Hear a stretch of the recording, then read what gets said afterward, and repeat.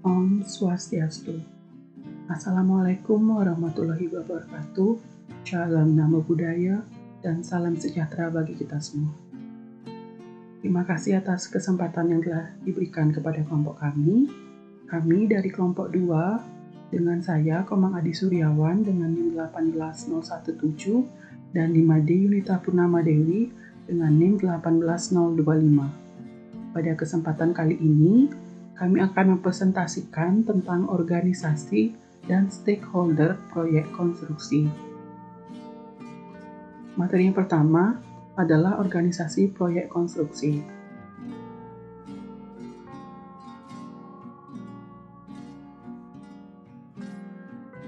Pengertian organisasi secara umum yaitu kegiatan dari beberapa individu dengan pengaturan kegiatan di bawah satu koordinasi guna mempersatukan dan mengatur sumber-sumber daya yang memiliki tugas masing-masing dan saling berhubungan satu sama lain guna mencapai suatu tujuan. Nah, apabila semakin banyak individu atau kelompok yang terlibat, maka semakin kompleks organisasi yang akan terbentuk. Organisasi proyek adalah sarana dalam pencapaian tujuan dengan mengatur dan mengorganisasi sumber daya, tenaga kerja, material, peralatan, dan modal secara efektif dan efisien. Selanjutnya adalah keuntungan pengorganisasian pada proyek. Yang pertama, yaitu pekerjaan dapat dilaksanakan secara matang. Yang kedua, pekerjaan yang tumpang tindih dapat dihindari dengan dilaksanakannya pembagian tugas serta tanggung jawab sesuai dengan keahlian. Dan yang ketiga, yaitu meningkatkan pendayagunaan dana, fasilitas, serta kemampuan yang tersedia secara maksimal. Selanjutnya, yaitu tahapan pengorganisasian. Yang pertama, yaitu melakukan identifikasi dan klasifikasi pekerjaan. Nah, pada tahap ini, kita mulai dari mempelajari gambar-gambar desain, pembelian material, sampai dengan pekerjaan konstruksinya sendiri. Sehingga dapat menentukan kelompok dan individu yang akan menangani dari pekerjaan tersebut.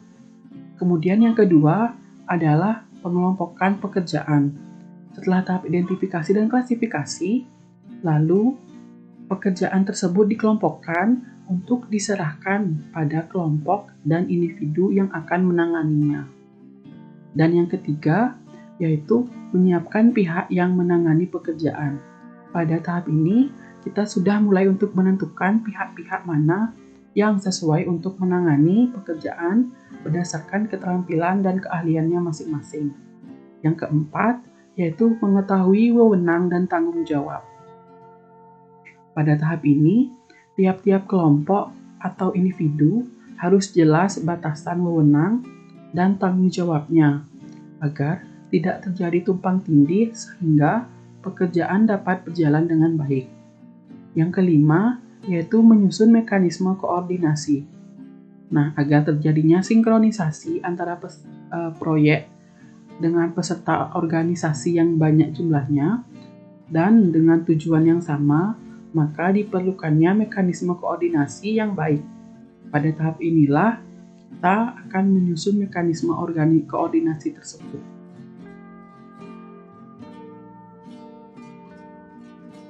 Selanjutnya ada bagan organisasi.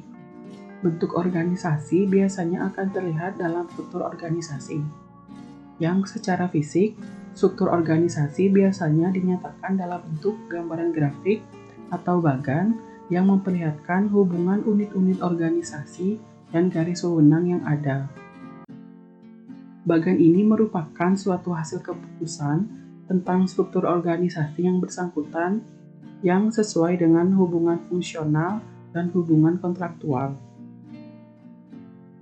Bagan tersebut memperlihatkan tingkatan-tingkatan yang ada dalam organisasi, dan pendelegasian wewenang digambarkan dengan garis lurus, serta koordinasi pekerjaan digambarkan dengan garis putus-putus. Adapun kelebihan dari adanya bagan organisasi, yaitu yang pertama, bagan organisasi dapat memperlihatkan karakteristik utama dari organisasi yang bersangkutan. Yang kedua, bagan organisasi dapat memperlihatkan gambaran pekerjaan dan hubungan-hubungan yang ada dalam organisasi tersebut. Kemudian yang ketiga, yaitu bagan organisasi dapat digunakan untuk merumuskan rencana kerja yang ideal. Selanjutnya, yaitu bentuk organisasi proyek secara umum menurut PMBOK. Yang pertama, ada organisasi fungsional atau functional organization. Yang kedua, ada organisasi proyek murni atau project-based organization. Yang ketiga, ada organisasi matriks atau matrix organization. Yang pertama akan kami bahas yaitu organisasi fungsional atau functional organization. Organisasi fungsional merupakan organisasi klasik yang setiap staf atau tenaga kerjanya memiliki satu atasan. Anggota staf dikelompokkan dalam spesialisasi seperti bagian produksi, pemasaran, teknik, akunting, dan setiap staf memiliki wewenang dan tanggung jawab yang jelas. Keunggulan dari organisasi fungsional yaitu kemudahannya dalam pengawasan, karena setiap staf atau anggota hanya melapor ke satu pimpinan. Serta organisasi jenis ini juga memudahkan dalam pengendalian kinerja staf. Nah, pada tipe organisasi ini, proyek diselenggarakan di mana manajer fungsional bertindak sebagai koordinator proyek dengan keanggotaan staf tertentu pada masing-masing departemen. Untuk bagannya dapat dilihat di slide. Yang kedua, ada organisasi proyek murni atau project-based organization. Pada bentuk organisasi ini, terdapat beberapa manajer proyek yang membawahi staf-staf dan merupakan satu koordinasi. Sebagian besar sumber daya organisasi terserah pada pekerjaan proyek dan manajer proyek memiliki kekuasaan penuh dalam pengambilan keputusan. Project manager tersebut merupakan koordinator yang memiliki otoritas dan kebebasan tinggi dalam mengelola pekerjaannya, dan semua anggota tim proyek secara langsung bertanggung jawab terhadap manajer proyek. Jenis organisasi ini sering juga memiliki unit-unit kecil organisasi yang disebut departemen, dan tiap departemen terdiri atas officer atau staff. Tetapi, kelompok unit ini tetap memberikan laporan langsung ke proyek manajer. Yang ketiga, ada organisasi matriks atau matrix organization. Organisasi matriks merupakan bentukan baru dari organisasi fungsional dan organisasi proyek. Organisasi matriks tersebut dapat diklasifikasikan sebagai matriks lemah atau weak matrix, matriks seimbang atau balance matrix, dan matriks kuat atau strong matrix, yang tergantung pada tingkat relatif kekuasaan dan pengaruh antara manajer fungsional dan manajer proyek. Keunggulan dari organisasi matriks ini yaitu terletak pada fleksibilitas dan kemampuannya dalam memperhatikan masalah-masalah yang khusus maupun masalah persoalan teknis. Nah, organisasi matriks ini menghasilkan wewenang ganda, yaitu wewenang horizontal dan wewenang fungsional, di mana wewenang horizontal ini diterima oleh manajer proyek, sedangkan wewenang fungsionalnya yaitu sesuai dengan keahliannya. Berikut adalah organisasi matriks lemah atau weak matrix. Untuk bagannya dapat dilihat pada slide, di mana proyek koordinasinya berada pada gambar yang diisi berwarna merah. Selanjutnya adalah organisasi matriks seimbang atau balance matrix. Untuk bagannya dapat dilihat pada slide. Nah, untuk matriks seimbang ini hampir sama dengan matriks lemah. Namun perbedaannya yaitu proyek koordinasinya terdapat project manager. Selanjutnya yaitu matriks kuat atau strong matrix. Untuk bagannya dapat dilihat pada slide. Nah, untuk proyek koordinasinya ini, dia khusus ada Manager of Project Managers, di mana itu membawahi project manager yang lainnya. Berikut adalah karakteristik organisasi proyek menurut PMBOK. Nah, berdasarkan tipe organisasinya, terdapat beberapa karakteristik proyek. Nah, mulai dari wewenang manajer proyek, kemudian persentase personel yang ditunjuk organisasi untuk bekerja dalam proyek secara full-time, kemudian ada peran manajer proyek, nama yang sesuai dengan peran manajer proyek, serta staf administrasi atau manajemen proyek. Hal-hal inilah yang mempengaruhi untuk pemilihan dari tipe organisasi menurut PMBOK tersebut.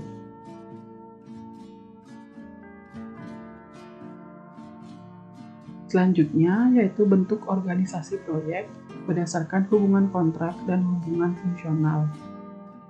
Yang pertama ada organisasi tradisional, yang kedua ada organisasi swakelola atau owner builder, yang ketiga ada organisasi manajemen konstruksi atau professional construction management, yang keempat ada organisasi tengki, yang kelima adalah organisasi yang memisahkan tahap perencanaan desain dan tahap pelaksanaan konstruksi. Yang pertama ada organisasi tradisional. Organisasi tradisional banyak atau biasa digunakan pada proyek konstruksi dengan kondisi umum. Pada organisasi tradisional dikenal adanya istilah kontraktor utama. Pekerjaan konstruksi yang tidak dikerjakan kontraktor utama disubkontrakkan kepada subkontraktor atau kontraktor spesialis dengan alasan bahwa subkontraktor dapat melakukan pekerjaan spesialis tersebut dengan lebih cepat, biaya yang lebih murah, dan mutu yang lebih baik. Untuk bentuk organisasi dan skema hubungan dapat dilihat pada slide dengan keterangan hubungan kontraktual dengan garis lurus, dan hubungan fungsional dengan garis putus-putus. Nah, bentuk organisasi ini terdiri dari 3 pihak, yaitu pemilik proyek yang bertindak sebagai manajemen proyek konstruksi, kemudian ada konsultan desain sebagai perancang konstruksi, dan kontraktor sebagai pelaksana konstruksi. Pada organisasi tradisional, tahap proyek dipisah antara tahap desain dan tahap pelaksanaannya. Namun, tahapan tersebut tetap berlangsung secara berurutan. Yang kedua, ada organisasi swakelola atau owner builder. Nah, ide pembentukan organisasi semacam ini berdasarkan pada organisasi terpadu atau integration of organization. Untuk proyek-proyek pemerintah, bentuk organisasi swakelola hanya dilakukan untuk proyek kecil atau proyek darurat, misalnya proyek penanggulangan bencana alam. Bentuk organisasi swakelola ini mirip dengan organisasi tradisional, hanya saja unit organisasi pemberi tugas atau pemilik, konsultan, dan kontraktor merupakan bagian yang tidak dapat dipisahkan. Dalam bentuk organisasi swakelola ini, tenaga kerja dan pengadaan bahan serta peralatan dapat dikontrakkan kepada pemasok atau supplier. Untuk bentuk organisasi dan skema hubungannya dapat dilihat pada slide. Yang ketiga, yaitu organisasi manajemen konstruksi atau professional construction management. Perkembangan proyek konstruksi dengan dana yang semakin besar menyebabkan kegiatan di dalam proyek menjadi semakin banyak. Hal ini mengakibatkan pihak-pihak yang terlibat di dalam proyek menjadi semakin banyak pula. Misalnya, dengan semakin banyaknya kegiatan proyek, maka dibutuhkan semakin banyak kontraktor spesialis. Oleh sebab itu, owner tidak cukup mampu untuk mengelola proyeknya sendirian, sehingga owner membutuhkan pihak lain. Nah, pihak lain inilah yang akan mengelola proyek tersebut. Pihak lain Ini disebut dengan manajemen konstruksi atau pihak manajemen konstruksi. Untuk bentuk organisasi dan skema hubungannya dapat dilihat pada slide, di mana untuk skema hubungannya terlihat bahwa manajemen konstruksi atau pihak manajemen konstruksi merupakan peran yang penting dalam organisasi proyek ini. Yang keempat yaitu organisasi turnkey. Pada proyek-proyek tertentu, pemilik proyek memiliki keterbatasan kemampuan teknis dan biaya untuk merealisasikan suatu proyek. Dan untuk mengatasi masalah tersebut, maka pemilik proyek menyerahkan tanggung jawab desain dan pelaksanaan konstruksi, termasuk pembiayaan, pada suatu organisasi. Organisasi ini dapat berupa investor maupun kontraktor dan konsultan. Untuk bentuk organisasi dan skema hubungannya dapat dilihat pada slide, di mana investor atau konsultan atau kontraktor inilah yang akan mengatur dari pelaksanaan proyek tersebut.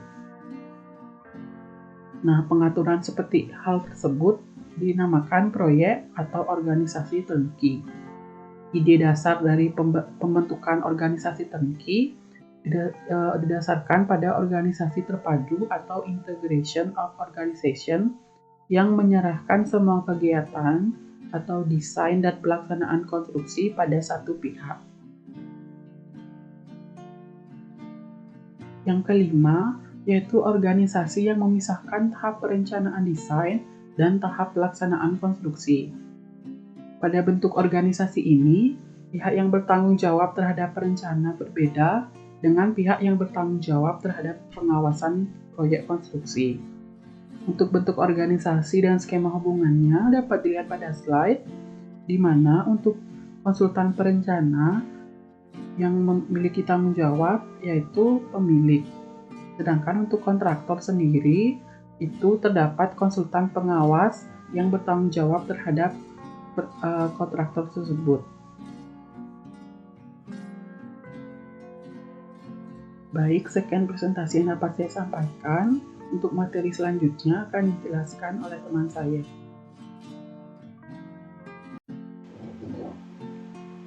Baik, di sini saya akan melanjutkan presentasi dengan materi stakeholder proyek konstruksi. Hubungan kerja dalam proyek konstruksi merupakan pengaitan antara siklus atau tahapan proyek dengan orang-orang atau instansi yang terlibat dalam proyek konstruksi. Orang-orang atau instansi yang terlibat dalam proyek konstruksi disebut dengan pemangku kepentingan proyek atau stakeholder proyek. Pemangku kepentingan ini adalah para individu dan organisasi yang secara aktif terlibat di dalam proyek atau terkena dampak dari pelaksanaan atau hasil proyek. Stakeholder bisa berpengaruh positif maupun negatif terhadap proyek. Gambar hubungan di antara stakeholder. Berikut diperlihatkan gambar hubungan di antara stakeholder. Ketika terlibat pada suatu proyek, pemangku kepentingan konstruksi memiliki tanggung jawab dan wewenang beragam yang dapat mengubah siklus hidup proyek. Tanggung jawab dan wewenang tersebut mencakup kontribusi dari tahapan survei dan pembicaraan awal di tahap konseptual hingga sampai ke pendukungan proyek secara penuh, termasuk penyediaan biaya dan dukungan politik. Pemangku kepentingan yang mengabaikan hal ini dapat mengganggu tujuan proyek. Tugas stakeholder pada tiap tahap. Dalam hubungannya dengan tahapan atau siklus proyek, para stakeholder dapat digambarkan dalam matriks berikut sesuai dengan tugas masing-masing. Sebagai contoh, pemilik pada tahap konseptual memiliki tugas yaitu formulasi gagasan, evaluasi hasil studi kelayakan dan seterusnya. Lalu pada tahap desain, pemilik memiliki tugas yaitu menentukan strategi, menetapkan sasaran dan seterusnya. Dan pada tahap implementasi, tugas pemilik yaitu mengelola implementasi fisik berupa monitoring, review laporan, koordinasi peserta dan seterusnya. Nah, untuk tugas kontraktor dan konsultan pada tiap-tiap tahap dapat dicermati pada tabel. Lalu ada evolusi hubungan kerja.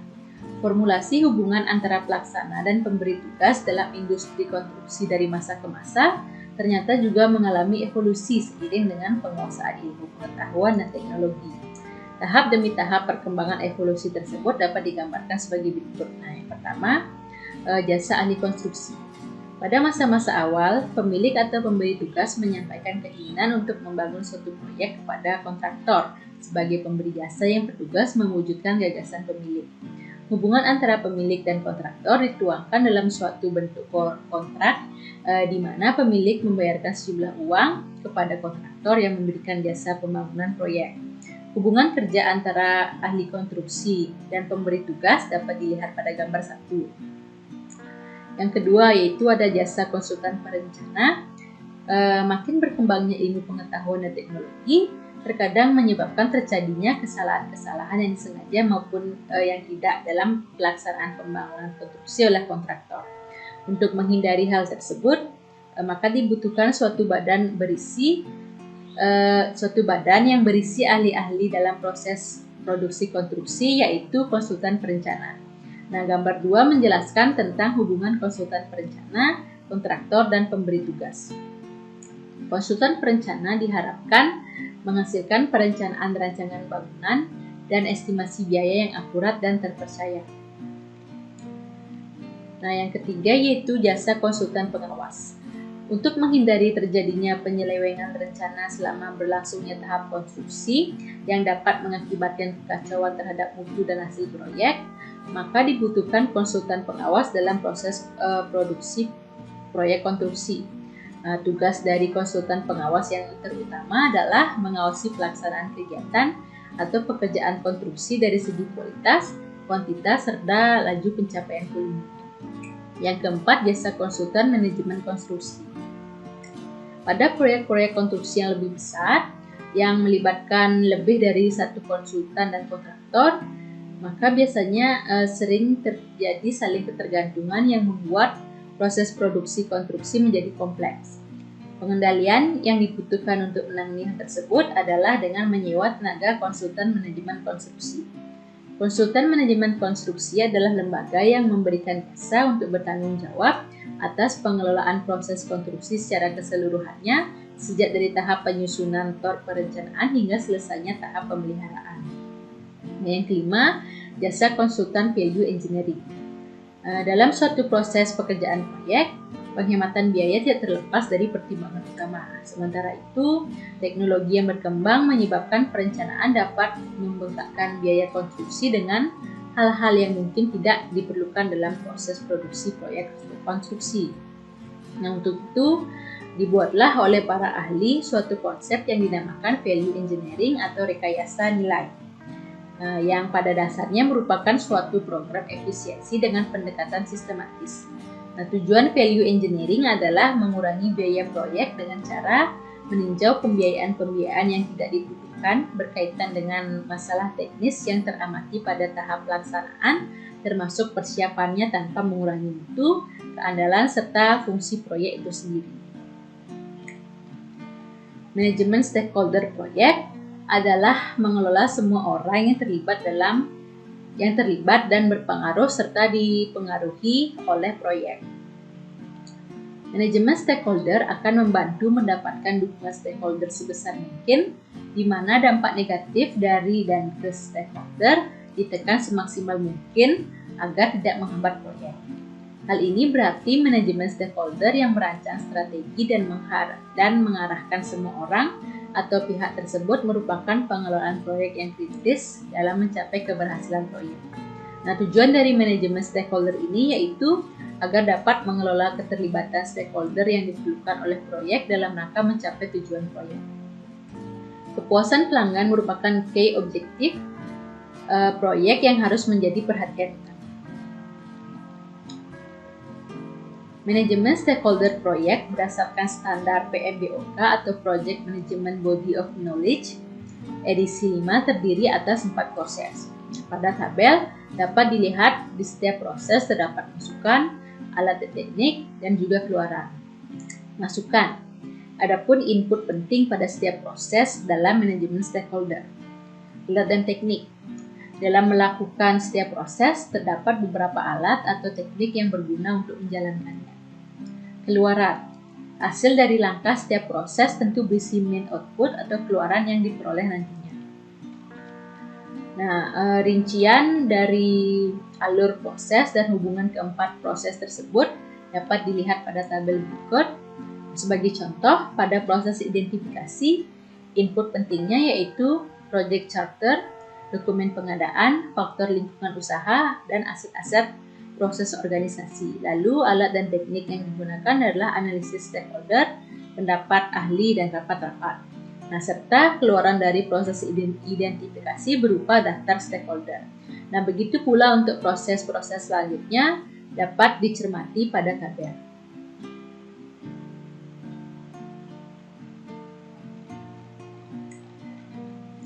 Berdasarkan tabel tadi, terdapat 4 proses dalam manajemen stakeholder proyek. Masing-masing proses dapat disimpulkan garis besarnya sebagai berikut. Identifikasi stakeholder merupakan proses yang menentukan lingkup atau jumlah dan rincian serta atribut stakeholder yang harus dikelola dalam manajemen stakeholder proyek. Yang kedua, merencanakan manajemen stakeholder. Manajemen stakeholder direncanakan dengan memperhatikan gap antara hasil analisis penilaian kondisi stakeholder saat ini dengan yang seharusnya untuk tujuan project sukses. Yang ketiga, mengelola keterlibatan stakeholder. Proses ini utamanya merupakan proses bekerja sama dan berkomunikasi dengan stakeholder, di mana harus sesuai dengan strategi pengelolaan stakeholder berdasarkan hasil perencanaan manajemen stakeholder. Yang keempat, pengendalian keterlibatan stakeholder. Proses ini merupakan proses yang memantau dan mengidentifikasi adanya masalah dalam menjalankan strategi manajemen stakeholder dan melakukan penyesuaian strategi manajemen stakeholder yang lebih tepat. Komponen stakeholder terdiri dari internal stakeholder dan eksternal stakeholder. Nah, proyek pada dasarnya direncanakan, dilaksanakan, dan dikendalikan oleh stakeholder yang terdiri atas orang-orang atau pihak-pihak baik secara internal maupun eksternal proyek. Stakeholder internal meliputi yaitu publik yang berada di lingkup perusahaan seperti perusahaan induk atau prinsipal, anak perusahaan atau perusahaan cabang, para investor, pemegang saham, dewan direksi atau komisaris, karyawan perusahaan yang sudah ada, serikat pekerja, anggota organisasi atau keluarga dari karyawan dan calon karyawan perusahaan. Stakeholder eksternal yaitu merupakan publik yang berada di luar lingkup perusahaan, meliputi pelanggan atau konsumen, media massa, supplier atau mitra usaha, para distributor, pemerintah, masyarakat umum, komunitas atau masyarakat sekitar perusahaan, dan pesaing atau kompetitor. Nah, yang terakhir ada kegagalan mengelola. Project manager harus mengelola dampak atas berbagai stakeholder yang berhubungan dengan persyaratan proyek untuk memastikan hasil yang memuaskan atau berhasil. Ada kalanya project manager harus menyeimbangkan kebutuhan dan harapan stakeholder, yang merupakan salah satu hal kritis bagi kesuksesan proyek. Kegagalan dalam mengelola stakeholder proyek dapat menyebabkan beberapa dampak buruk terhadap kinerja proyek seperti pertama, keterlambatan akibat lamanya keputusan diambil atau tidak disetujuinya langkah percepatan yang diperlukan. Yang kedua, peningkatan biaya akibat hambatan stakeholder terhadap approval langkah untuk mengatasi resiko proyek. Yang ketiga, hal-hal yang tidak diharapkan akibat tingginya konflik yang tidak teratasi. Dan yang keempat, dampak negatif lainnya seperti penghentian proyek akibat konflik yang sudah terlalu tinggi. Hal ini menunjukkan bahwa pengelolaan stakeholder adalah salah satu kunci sukses pelaksanaan proyek. Sedemikian yang harus dikelola dengan baik dengan koordinatornya adalah project manager. Nah, baik, sekian presentasi dari kelompok kami. Jika ada salah kata dan materi yang kurang lengkap, mohon maaf, dan kami tutup dengan Parama Santi. Om Santi Santi Santi Om.